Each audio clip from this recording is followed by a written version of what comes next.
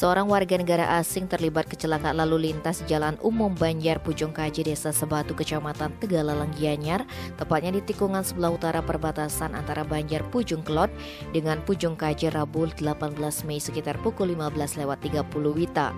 Akibatnya bule yang belum diketahui identitasnya itu harus dilarikan ke puskesmas terdekat. Informasi di lapangan menyebutkan kecelakaan lalu lintas tersebut bermula ketika truk yang dikemudikan Idewa Ketut Arsana alamat Desa Sekan, Kecamatan Kitamani Bangli datang dari arah selatan menuju arah utara. Setelah melewati tikungan di sebelah utara perbatasan Banjar Pujung Kelot dengan Pujung Kaje, tiba-tiba dari arah utara datang Yamaha NMAX yang dikendarai bule tersebut. Diduga mengambil haluan terlalu ke kanan, bule tersebut menabrak bagian depan sebelah kanan mobil truk.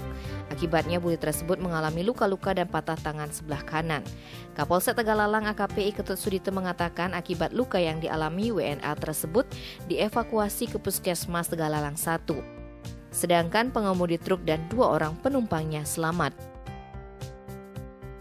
Tim Bali Express melaporkan.